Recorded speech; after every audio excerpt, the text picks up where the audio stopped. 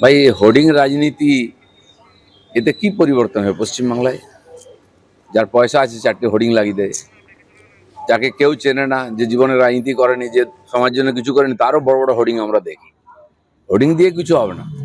যদি যাদবপুরের পরিবর্তন করার দরকার আছে গিয়ে করো, শিক্ষার পরিবেশ তৈরি করো, সে দম নেই। কে নেতা পার্টির মধ্যে সেই নিয়ে ঝগড়া চলছে, হোর্ডিং এর রাজনীতি শুরু হয়ে গেছে, এতে কিছু যায় আসে না। অধিনায়ক অভিষেকের পাশা পাল্টা সর্বাধিনায়িকা মমতা। যাদবপুরে নতুন পোস্টার, তৃণমূলের নতুন পোস্টার ঘিরে ফের জল্পনা। অভিষেকের ছবি দেওয়া পোস্টারের পর যাদবপুরে মমতার ছবি দেওয়া হোর্ডিং। হলুদ রঙের নতুন হোর্ডিংয়ে লেখা রয়েছে সর্বাধিনায়িকা জয় হে। যাদবপুর বাঘাযতীন থেকে সুলেখা মোড় পর্যন্ত লাগানো হয়েছে নতুন এই হোর্ডিং। সোশ্যাল মিডিয়া প্ল্যাটফর্মেও সর্বাধিনায়িকা মমতা।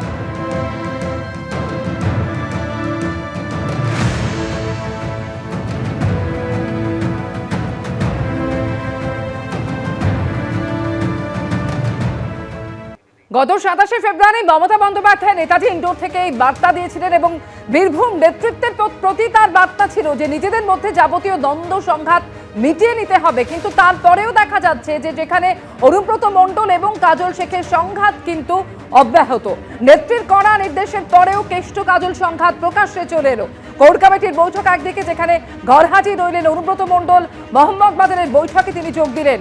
দেউচা পাচামি নিয়ে মোহাম্মদবাজারের বৈঠকে যোগ দিলেন অনুব্রত মণ্ডল। অন্যদিকে পাল্টা কাজল শেখ বলছেন যে এরকম কোনো বৈঠকের কথা জানাইনি।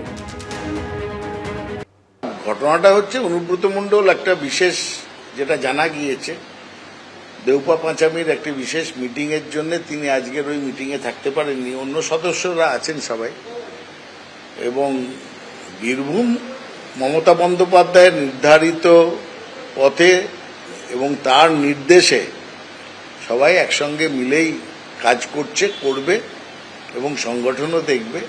আজকের হঠাৎ অনুপস্থিতি, এটার মধ্যে কোনো বিশেষ তাৎপর্য নেই। না না, একদমই নেই, সবাই একসঙ্গে।